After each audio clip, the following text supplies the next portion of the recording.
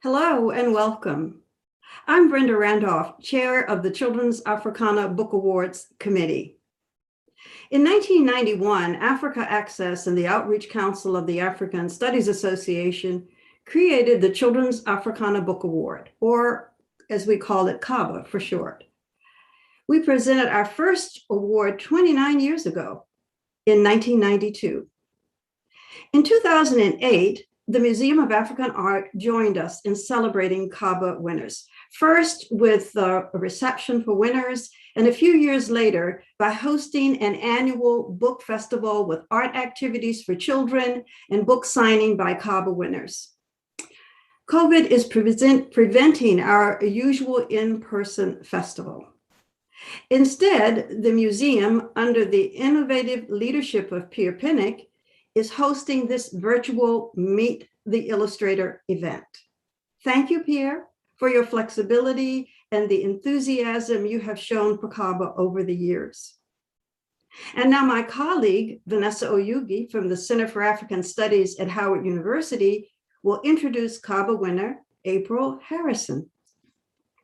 Thank you, Brenda. It's my pleasure to present to you the artist that we are featuring today, April Harrison.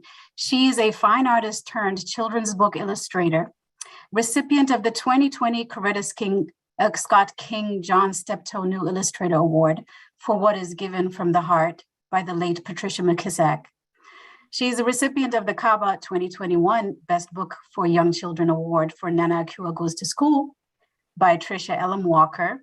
And her latest book release is Shirley Chisholm Dared by Alicia D. Williams, which was released June of this year. And April's upcoming titles are H is for Harlem by Dina Johnson, which is scheduled for release spring of 2022.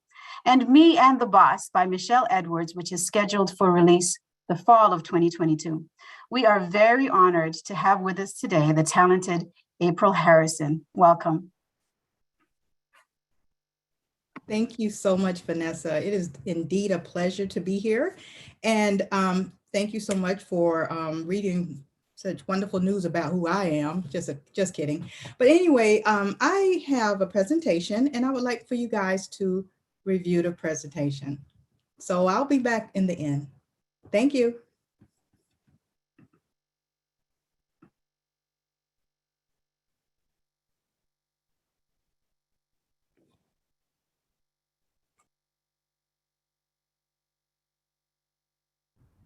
Hi, I'm April Harrison, the illustrator of Nana Koi Goes to School, written by Tricia Elam Walker.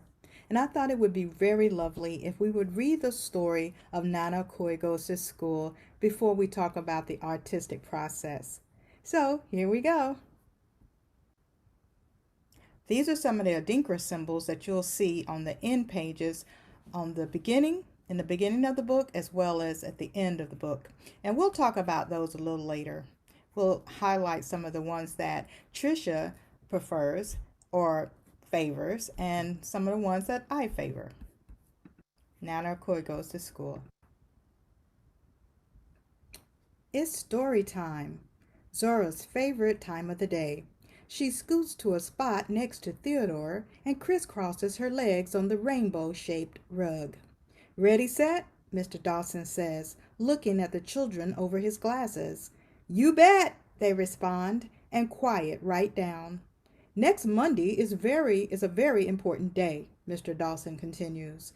Each of you will bring your grandparents to school so they can share what makes them special.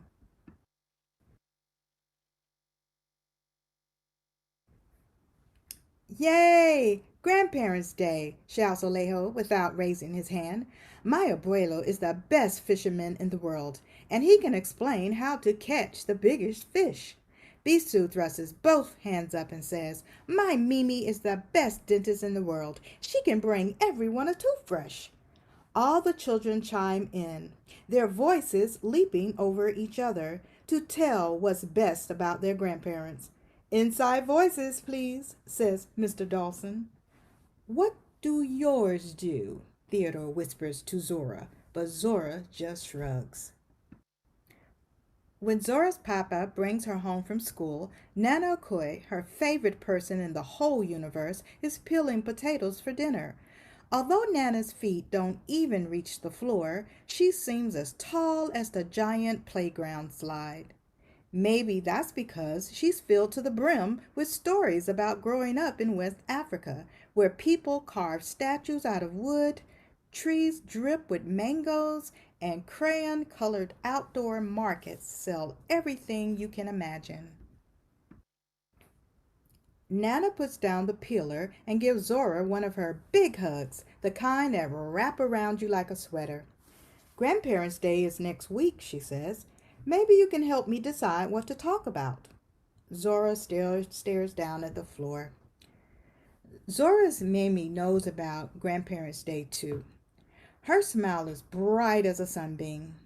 How about if Papa plays the djembe drums while Nana talks to your classmates?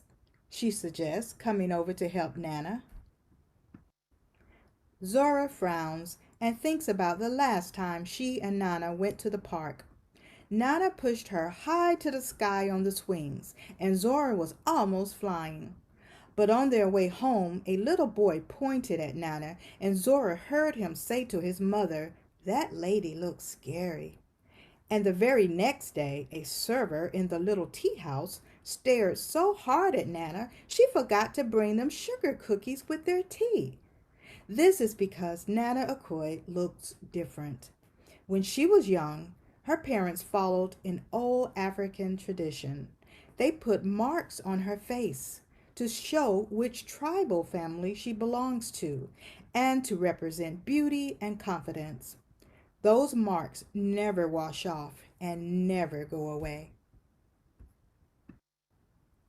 Zora looks at her Nana, holding back tears that wait in the corners of her eyes. Nana Koi puts down her potato, takes Zora's hand, and says, "My precious girl, why such a sad face?" It feels hard to explain, but Zora wants to try. She swallows and takes a deep breath. What if someone at school laughs at you or acts mean? She asks quietly. Nana Koi thinks for a moment. "I have an idea," she says, and puts Zora's arms through hers. Together they walk down the hall to Zora's room. Nana points to the bed. "How about we bring your favorite quilt to class? These quilt patterns come from another long ago tradition. Even though they are not exactly the same as the marks on my face, they can help explain them. What do you think?" Zora traces some of the designs she loves with her fingers. When Nana Koi first made the quilt for Zora, she explained that the patterns were Dinkra symbols of the Akan people of Ghana. The symbols represent more than 50 important qualities like wisdom and creativity. Zora wishes the marks were only on the quilt and not on Nana Akoy's face. Still, she says, "Okay, we can bring it." On Grandparents' Day, Zora wears one of her African dresses sewn by Nana, and Nana Koi looks especially regal in her bright patterned CABA with matching skirt and head wrap. There are lots of oohs and ahs when they arrive. The classroom is decorated with a rainbow of balloons that float up to the ceiling. There are large welcome signs made with colored markers. A tall chair is on the rug for the grandparents to sit in when they speak. First is Alejo's abuelo, who passes around photos of the biggest bluefish he ever caught. Next, Bisu's Mimi shows the class a video called Mr. Cavity and the Magic Toothbrush. And then Lester's grandparents, who owned a barber shop for many years, hold up matching clippers. "Anybody need a haircut?" they ask, laughing. Finally, it's Nana Akoy's turn. She sits in the special grandparent chair with Zora next to her. Zora clutches her quilt tightly, and her voice shakes when she gives her introduction.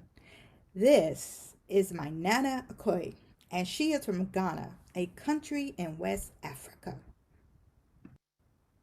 Nano Koi squeezes Zora's shoulder and starts talking. Hello, children. I'm sure you noticed the marks on my face. Has anyone seen anything like them before? No, say all the children. These marks were gifts from my parents, who were happy and proud that I was born, she continues. I am likewise proud to wear them. Most Ghanaian parents don't celebrate in this way anymore, but it was once an important tradition. Zora watches, her eyes wide as cups, as Nano Koi walks slowly around the circle so everyone can see her face up close. It's interesting, she says, that in this country I often notice people who put tattoos on their body that have special meanings. Yours are way better than tattoos, Theodore says, because they grew up with you. Nana Akuy smiles. Why, thank you, young man, she says. And I brought some special makeup so that each of you can have beautiful African symbols on your faces too. The kind that wash off. My expert helper will hold up her quilt, which shows some symbols you can choose from. The other students look at Zora expectantly. She unfolds the quilt with care. Today I'm going to choose the Asaka symbol.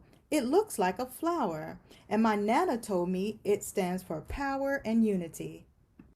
Nano Koi paints the symbol onto Zora's cheek in gold, while Zora holds very still. The other children clap when it's all done. Come and choose your favorite symbol, Zora says to them. Alejo, who wants to be a beatboxer, points to the Shiwe symbol because he thinks it looks like a keyboard. Nano Koi tells him it means high quality and excellence. Bisu wants to be a veterinarian and picks the Dinkra symbol, which is shaped like a crocodile, one of her favorite animals. It stands for cleverness. Peter and Inez decides on the Aju symbol, which looks like the inside of a sliced apple with two identical halves. Twins like us, Peter says. Nana says the symbol means peace and quiet. Like mommy and daddy say we never give them, Inez shouts. Nano Koi paints and paints until every child has their own design. The other grandparents choose symbols for themselves too. Zora's face glows as she watches Nano Koi fold up her quilt to go home. And this time is Zora who gives her very special, not like anyone else's Nana, one of those big hugs, the kind that wrap around you like a sweater. The end. And now to the Dinkra symbols. I believe at the beginning I said we discussed them a little bit. We talk about my favorite, some of the author's favorites. And I like to think of the Dinkra symbols as the fundamental building blocks of character and integrity. It speaks to your thoughts, your beliefs. It's like the wisdom of life. So you can learn so much from the meanings. They're all positive and they have great meaning. So kind of read on them and try to find out about them and understand them. But some of my favorites are right here at the top, the Jayanyami symbol, which means faith in and devotion to a supreme being. Another one of my favorites is here, the Asaka symbol, which is power, means power and unity.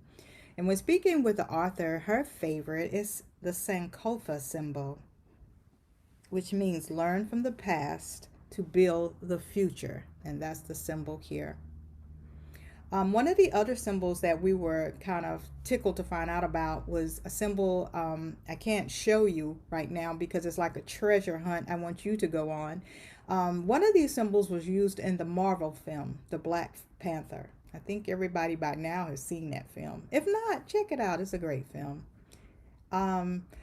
Look at the film and see if you can find it. And it's in a very prominent place. I promise you it's not hiding. And you will notice it. And once you do, if we ever run across our paths cross again or whatever, you know, maybe you can send me a text, the Instagram or whatever. I'm April Harrison on Instagram, and let me know you found it.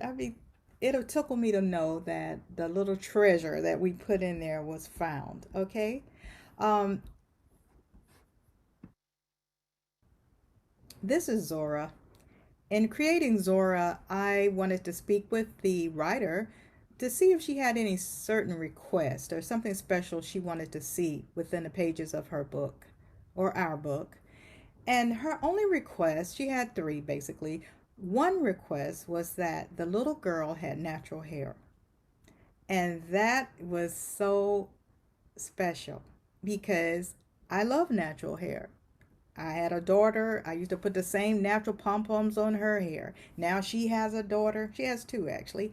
And we're doing the natural pom-poms. So that was very important to me, so that the author could look at that little girl and smile. And I wanted to do it also because I love drawing little black girls with very natural hair and beautiful pom-poms. Some special things about Nana.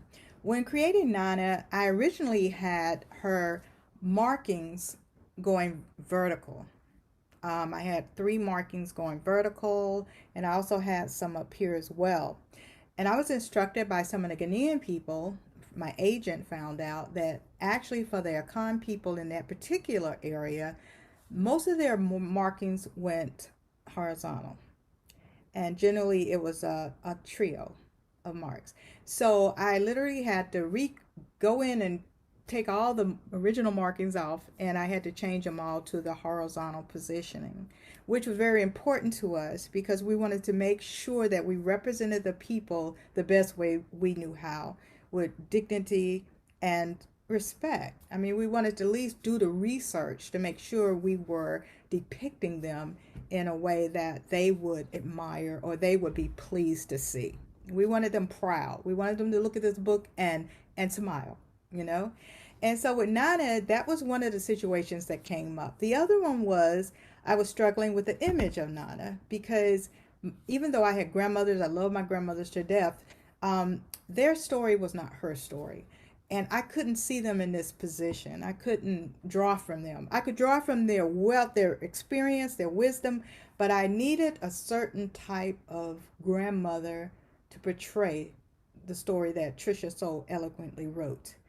And one day I was just breezing through, I believe it was YouTube, and I saw a little older lady, a grandma figure from South Africa, you know, and she was perfect. I looked at her and immediately I said, "This is Nana. It's got to be her." And even though I didn't copy her, you know, distinct traits, I used it as inspiration. She was my muse. And so I was happy to use her because she was such a doll. She's so sweet. And I found out when I continued to watch the actual show that this was Trevor Noah's grandmother. So that was so funny because I do watch him too. So I thought that was really cool. But that's how Nana came to be.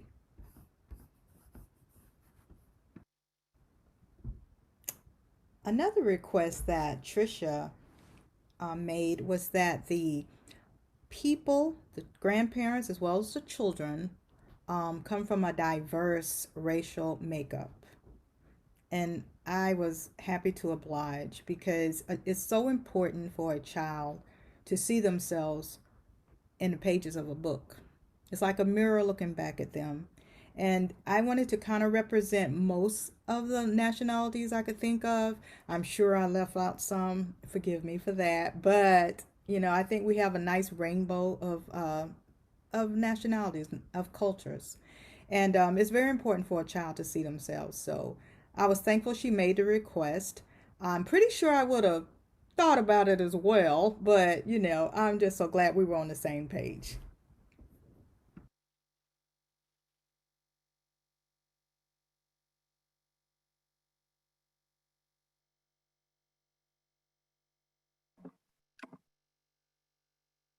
Thank you, April, for your beautiful presentation.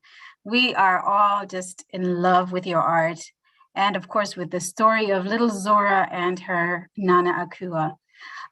We would like to hear a lot more. So next, I would like to introduce you to Pierre Penick, everybody. This is our host for the evening, who will be leading a conversation with April, and that will be followed by an audience Q&A. So Pierre is the K-12 education specialist for the Smithsonian National Museum of African Art. She has taught classes in African literature and film, music, art, history, visual art, mixed media, environmental science, math, and creative writing. And she has created and coordinated summer writing workshops for teens at 4 Smithsonian affiliated museums and several other museums and universities in the Washington, D.C. area. The Children's Africana Book Award and the Center for African Studies have worked closely with Pierre for very many years. And so we're very excited and thank you, Pierre, for hosting this event for us today. Welcome, Pierre, and welcome back, April. Thank you so much. Thank you so much, Vanessa. This is so exciting for me because I love this story. I really do. Because it's about family and because it's about the value of grandparents. But as much as we were so involved and embroiled in the story itself, April, I just have to ask you, let's just jump in and talk about where you're from, because I think that's what our audience wants to know. Where are you from? Where did the muse of love and art come from? So please, let's talk about where you're from. Here, I am from Greenville, South Carolina. I was born and raised in Greenville. I love it here. I know my dad, he was an Air Force man, so he always wanted me to leave Greenville, spread your wings and fly. But for me, Greenville was beautiful. I love the people. I love the environment. All my children are here. My grandchildren are here. We're like 5 minutes away. So I am a Greenville native, basically.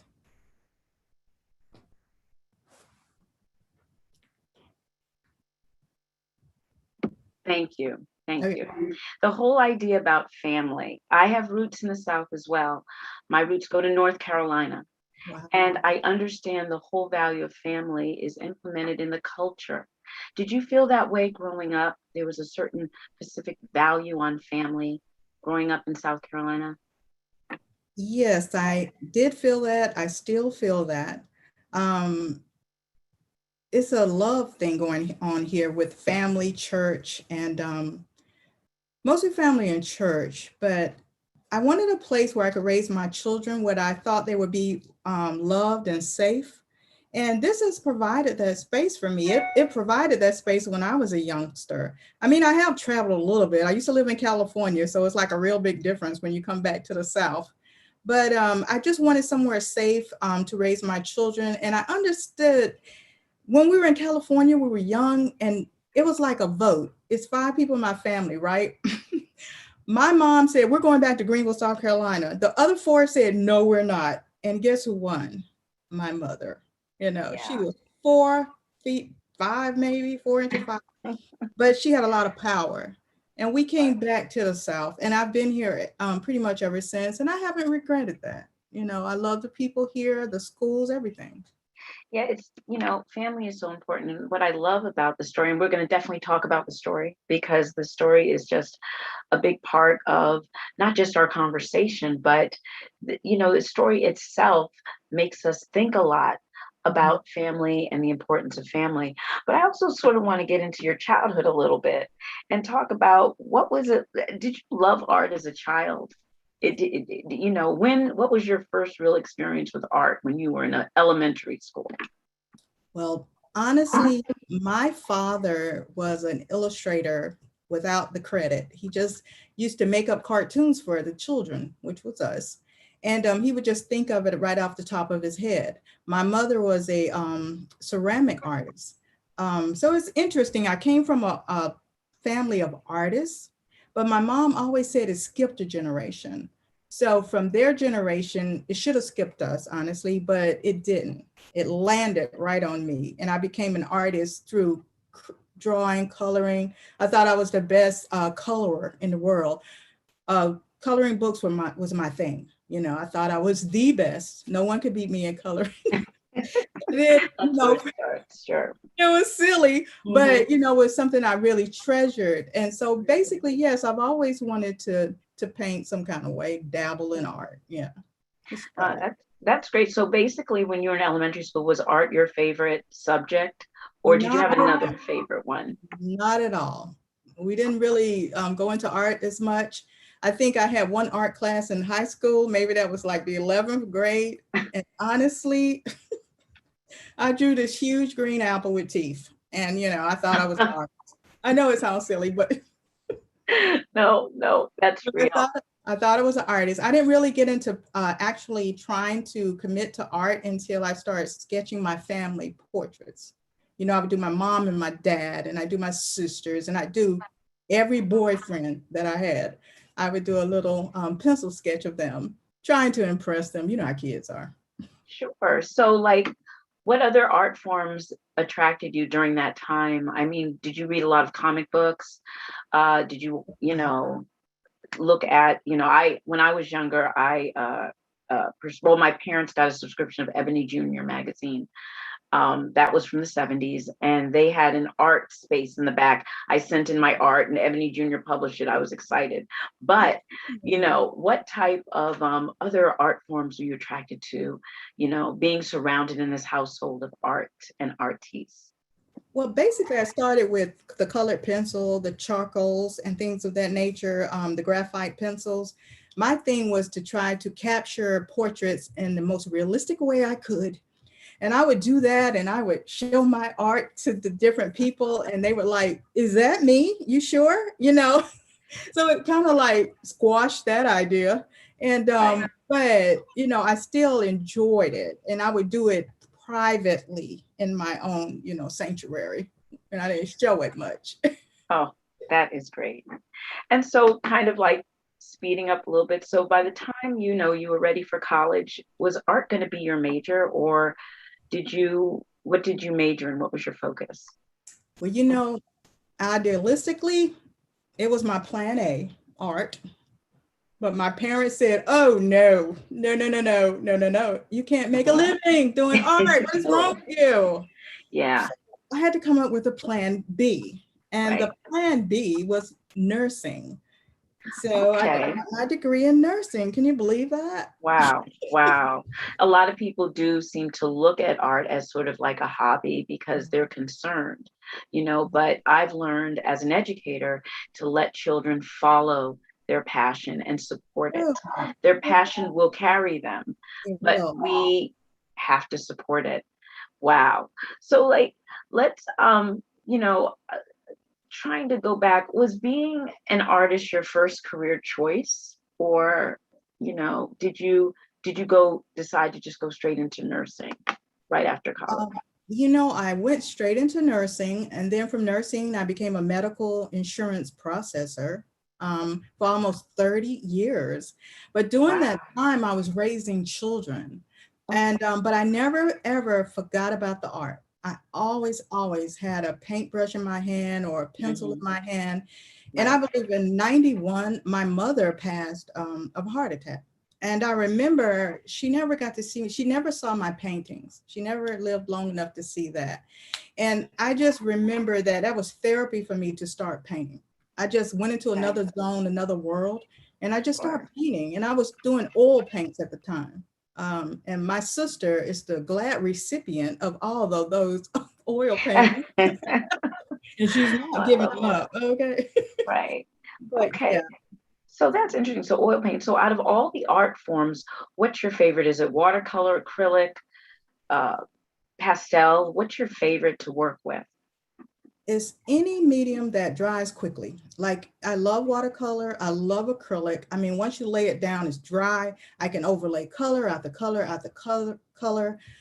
And sometimes I'm even impatient with that. Honestly, Pierre, I'll get a hair dryer and I'll dry the paint. And then I'll go onto my next layer. I love to paint, but I have little patience, I think, with timing. Yeah. But yeah, because I love the overlay color. I love texture. So I'm trying to build that up. And so, yeah. That's great. And have you ever, like, it seems like the newest interest right now is mixed media collage art. Have you ever tried mixed media and art as just another type of art form to work with? No, that's who I am. I'm a collage artist as well. I think I left that part out. Okay. I'm the artist that'll take a daily walk and pick things up off the street in order to, yeah. Leaves, stuff like that. Newspaper clippings. I became known as the bottle cap girl. Okay. It has to be a special bottle cap though. It has to be flat in a certain way, and I used to incorporate it into my art. Found objects that I would just find on the street. I used to do it so much that I actually have people still sending me treasures that they find on the street. And it's amazing. And why do you really enjoy working with mixed media art? Why is that one of your passions? Well, I think because with the collage and the mixed media, the different objects I find myself piecing them together like a quilt. And see, my grandmothers made quilts, and I loved them. But I always figured I never could sew, never. And so this is my way of doing the same thing, providing the same type of love and the piecing together of community and family. But I do it in a collage kind of sense, and a found object kind of sense. But we're still weaving love, though. We're still doing the same. Wow. Your art in itself tells a story. And even without a book to go to, are you interested in writing a children's book in the future and illustrating it? And, what would that book be about? Well, my agent, Regina Brooks, has this great idea that I should do that. And I look at her and I'm thinking, I'm an artist. I visually draw the meaning of the words. And she said, no, but because you do that, you also have your story as well. And I thought about that because, even with my fine art, people always come to me and say, your art tells stories. And so they said they already telling the story. I guess all I have to do really is write it. Right. But, and I may do that, but what it looks like, I'm not sure. I'm not really sure about that. I used to think it looked like hair, but it's so many books out there about little girls' hair. So I said, nah, not another one. Yeah. I love the way, the way you were drawn to Nana Akua Goes to School. I love the way you were drawn to this work, and I love this story so much. And I want to talk a little bit about this story in itself. First of all, how were you drawn to this project? How did you connect with the author? How did the author and you just come together to create this amazing masterpiece? Well, when we share the same agent, Trisha Elam and I. And so we met in 2019, I believe, at the ALL conference in DC, which was a great meeting. I love her, the way her style. I just love everything about Trisha. And we became kind of like fast little friends. And then we realized that we were going to share a book together.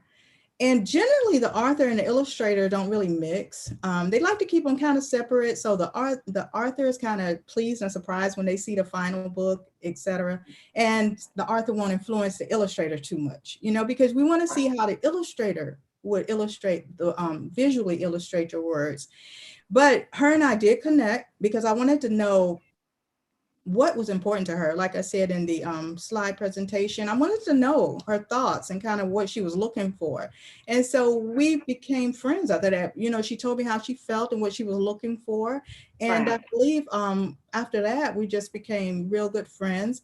As far as this manuscript was absolutely brilliant. I love the story. Oh my gosh, it just touched me here because it reminded me of my grandmother's and our connection.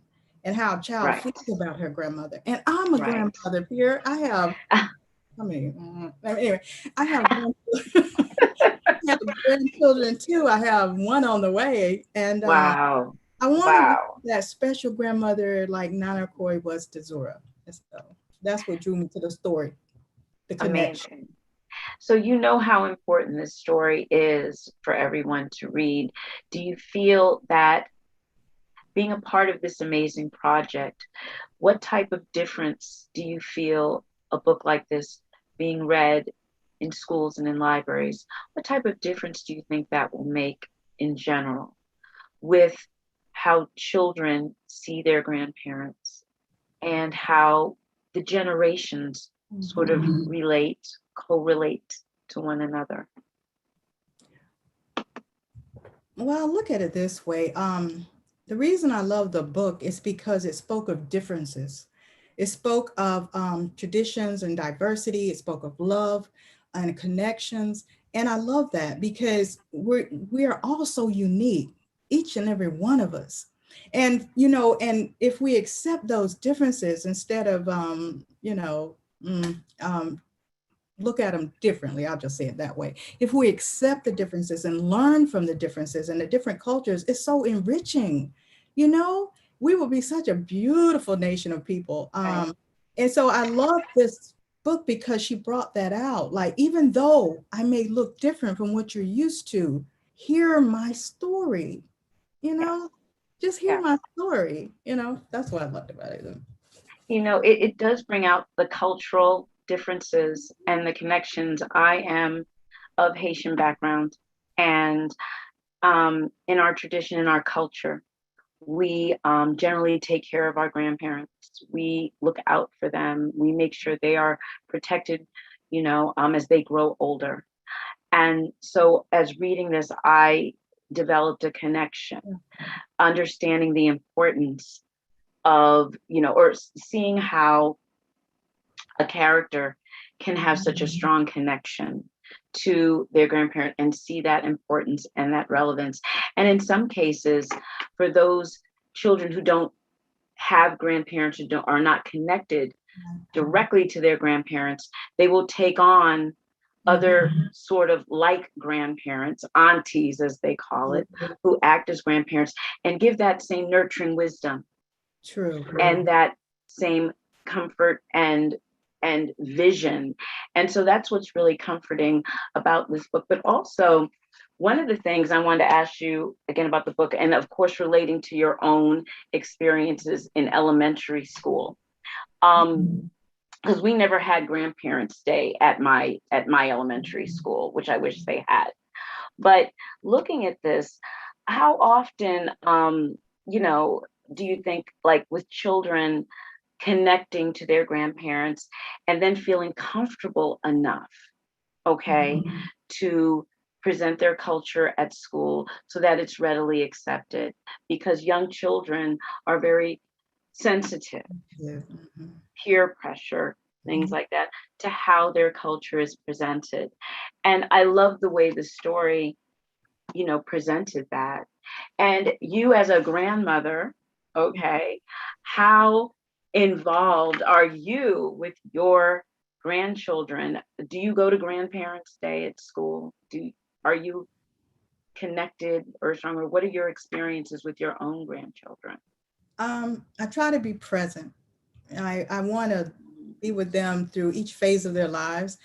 I have grandchildren now from 2 months to 17 years old. And so, you know, I try to be present. I want to be there for them. I want to speak to them. I want to offer some of my wisdom that I've garnered through the years. But mostly I just want to see how they perceive the world, how they see the world. And, you know, I want that connection, that love. I've always had that myself. And I think it's so important. If you have a grandparent, it's so important for the grandchild to be with that grandparent. You know how it is if they're your own children, they think a little differently. Right. But That's true. Grandparents are special, you know. You can give them back, right? That's what I hear. You give them back when it's. Yeah, you do. And I'm always in their lives. My little 17-year-old, she just learned how to drive. She's on the road now. She started last week. And so I'm also still present in her life, and I really enjoy that. I want to be present. I'm that grandmother that want to be there. And I also wanted them to actually call me grandmother. And I know it's a lot of names for grandmothers these days, you know, but I used to call my grandmother's grandmother, and I loved them to death. So I always wanted them, gave them that, definitely call me grandmother. That's who I am to you, you know. So definitely. Exactly. You know, it's funny because I called my grandmother Nana, Yes. just like in the book. And there was never grandmother, grandma, it was Nana. And I remember that. And so that's why there was this deep connection with the book. So like today, the importance of grandmothers, Mhm. just the importance of it. How important, in your opinion, are grandparents today in the lives of young children just today? They're very important because, just like I said, they offer the wisdom. They also, no one can love like a grandmother can, you know? A lot of Yeah, times as parents, we forget to give them that hug, give them that little right, kiss. Grandmothers, we don't forget. I mean, you know, right. I know they're all types of grandmothers, but in this case, this grandmother here, you're gonna get it. You're gonna get you're gonna know that you're loved. You're gonna know that you're cared for. I try to always make sure I do that with mine. I only have one grandson. He kind of shies away from it a little bit, but you know, with the other girls, you know, it's just important to let them know that they're loved, give them some wisdom, not be afraid to share feelings with them because they're going through a lot right now. You know, it's not Right, like it was when I was little.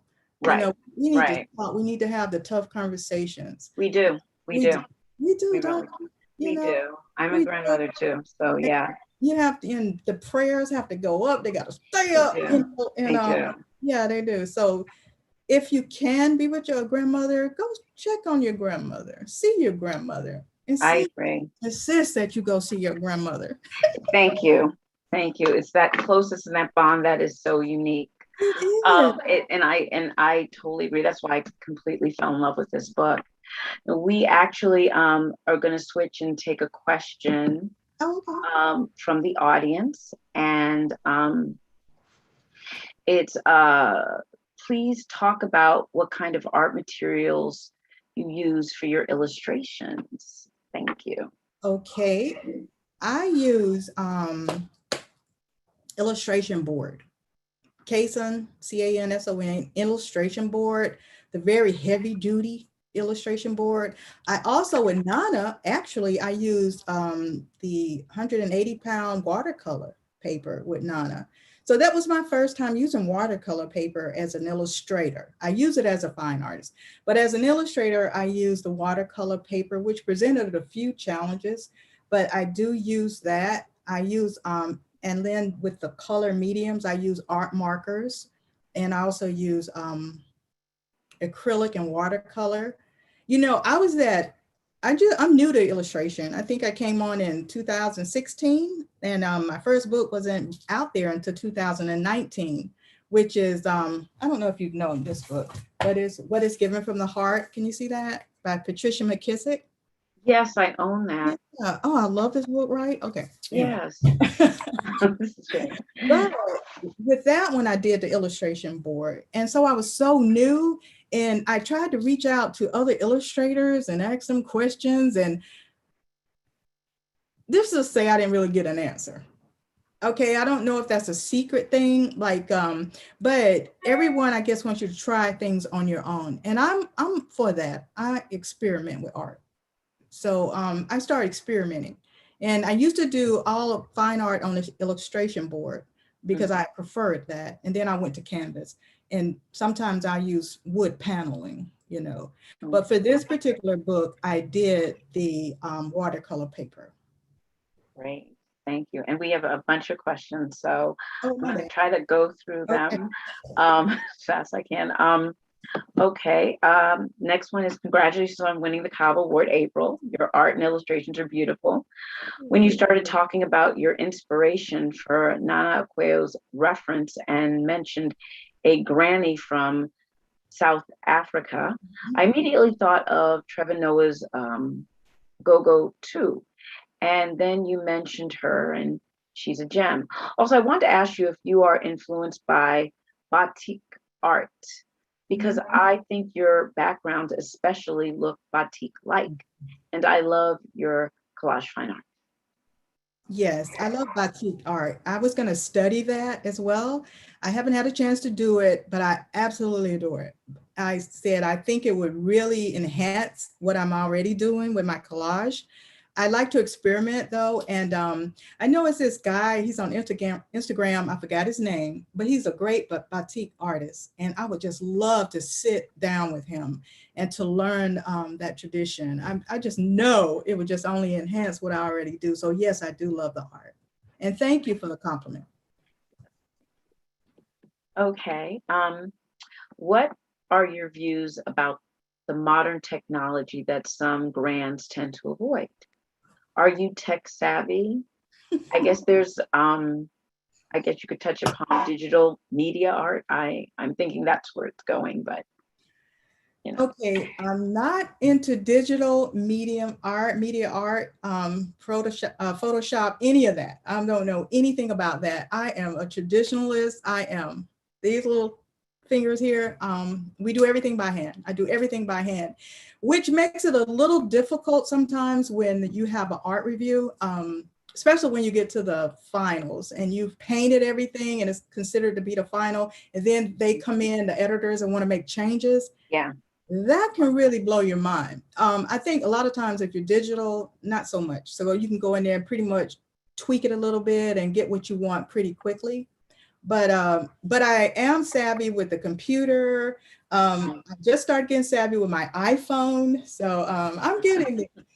I'm getting there. I don't like to text. Okay, here you go.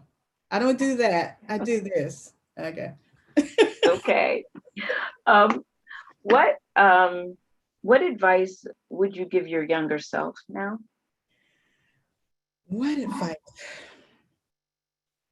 Stick to your plan A because you win at the end. That's my advice. So to anyone out there, stick to your plan A. Don't do whatever you have to do to develop the plan A.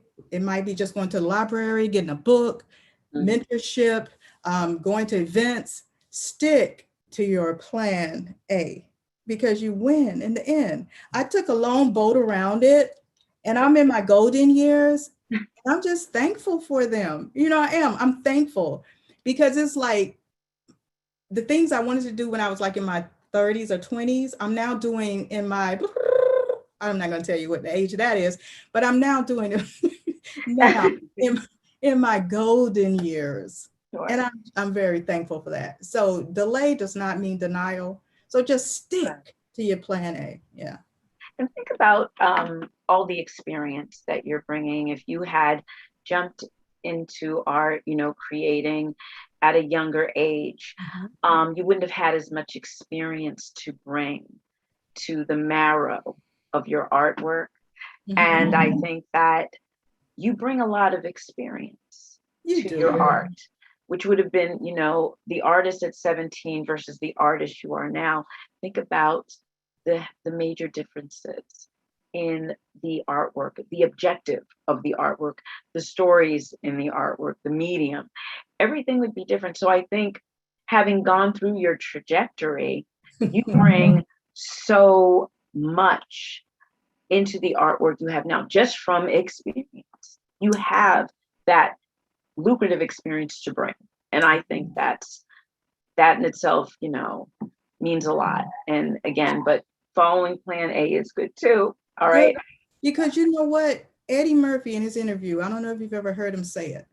He never, ever accepted a job that didn't have to do with comedy or his art form, theater. He did not ever. From the time he realized he wanted to be a comic to the time to now, he always stayed straight on the course. He never wavered. And I always remember him saying that. And I said that would be my advice I give to children, because it doesn't matter what you do. If you really want it, you make steps toward it. You focus on that and it becomes a reality, And with me, and I understand what you're saying, but with me, back in the day, I didn't think that could ever be a reality. But look at it now. It's nothing anyone can't do with social media out here now. with the web, oh my gosh, the sky's the limit. That is, There's absolutely nothing you can't do. You just need to do it. I'm like, Nike, just do it. I'm just kidding. no, it's true, because it allows us to have so many moving parts, you know, and we do. I mean, you meet the accountant who's also the poet. You meet, you know, the sculptor who's also a lawyer. I mean, you know, we all have these moving parts, and I think that social media allows us to explore many moving parts that we all have. Exactly. So I think it's amazing. So I just want to keep up with the questions. We have another question. I am looking at some of your other work on my phone and am blown away by the expression and movement and colors that you capture. Can you talk about the process you go through to create a painting? Do you start with a sketch, draft, revision? And that was also another question I had, talking about the process. So Actually, I start with an abstract painting. I have fun with paint. I put on my music. It depends on what mood I'm in. I have gospel, I have jazz, I have country, I have all kind of music. And all I do is play my music and throw paint around. And I have fun with paint. I work on at least 7 pieces at a time, always. Who wants to work on one, you know? wow. Anyway, so I work on 7. I lay down the foundation for all 7, abstract, having fun. I use a lot of different mediums. I use salt, I use alcohol, I use graders, I use paint brushes, I use my fingers. I'm using everything at this point. Sponges, everything. Yeah, I'm having fun. You know, that's what it's about. But once it dries, I lay them down, I keep them out. Don't hide them. Keep them out where you can see them. And when you walk by them, they're just like the clouds in the sky. And I always tell people, when you lay back and look at the clouds, you see images. Same thing with paint. You see images throughout the paint. And so my images come forward from the paint. I don't pre-program them, and I don't know who they're going to be until they actually arrive. And it's kind of interesting, because if you turn the board different ways, you get different images, right? If you concentrate on them. And so what I do is I just keep going back and forth until a full image comes forward on one, and I go to the next one. But I'm always just going around, rotating, you know. And it's a spiritual experience for me. I don't like people in there with me. I only did it one time. We had a little art.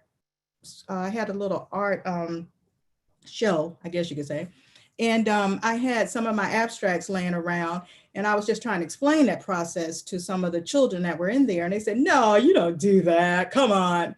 And so I literally sat there and did it while they were watching, and they were like amazed. They're like, oh my gosh. And they started looking at my other ones, and they saw images coming forth, you know, so it's kind of interesting, but that's how I start. And when I don't have a plan. So illustration, I have to have a plan. Okay. Sure. That did something to me. I have to have a plan with illustration. So it's a work in progress with illustration. Well, you know, I'm really interested in like knowing about the themes and the subjects that you're interested in exploring through your art. There's so much now that artists are tapping into socially, politically. Art is just not only engaging, but it's almost has this energy that is pushed by emotion. So what are like the themes and subjects that you're interested in exploring in your art, future maybe? Well, you know, in my art now, I've always come from a place of spirituality and love and family. That's who I am, and that's what I do. And I feel that that's my narrative. I know a lot of different artists have different narratives, and I stick to mine. I do. I enhance mine. I build on mine, but I always have the same narrative, and it's always going to be the solution to what ails you. And you know, it starts with family. It starts with the spirit. It starts there. It's got to start at the foundation. And so, what I do is that's who I bring forth in my characters. That's why I say it's a spiritual journey. I'm in this little bitty room by myself, and that's where the magic happens, you know. And I will stick with that narrative. it may be boring to some people, or it's just not enough for others. But it's a narrative I need to tell. So yeah, I'll always stick to it. Yeah. No, I think that's beautiful because we have to be true to ourselves and do through our art what is best for us. Because when you do what is best for yourself, it communicates It the way does. it's supposed to communicate. Exactly. When you are pretending to be some other, it doesn't communicate Not accurately. especially You for know what I me. mean? It just I, doesn't I communicate. feel like a phony. I've, Yeah, you know, yeah. And so, the candor in your artwork, I absolutely love. And I think that, what you're exploring, the subjects that you're exploring are important, the emotions that are involved. And so right now, looking at the characters, and I'm going back to the book because I love this book. Again, like, what characters do you feel in this particular book did you have like the least connection with? We know that Nana was the main one, but were there any characters that you felt you had the least connection with? not at all. Even the ones that we didn't see in the book, but said things like the little boy, "Oh, mom, grandma, mom, she looks scary," Right. etc.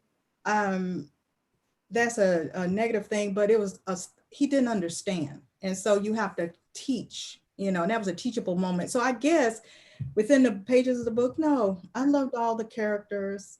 I That's absolutely adored them. I love putting the symbols on their cheeks. yes. I tried to think which person would have what type of symbol and what would it mean to that person. I love that. I Yeah. absolutely love that. And I have to ask you, like, what artists really inspired you through your life? As I know that your parents were artists, Mhm. um, but a lot of times, there are artists that are sort of out there, a lot where you see their art in galleries or in books. Are there any artists that inspired you Okay, I have through your life? two different answers. As an illustrator, it was Mhm. Jerry Pinkney, and he Yeah. just passed recently. Mhm. He made me pick a book up off the shelf. I would see his art. I didn't even know the writer at that point. Yeah. His art drew me straight in to get that book for my kids when they were young.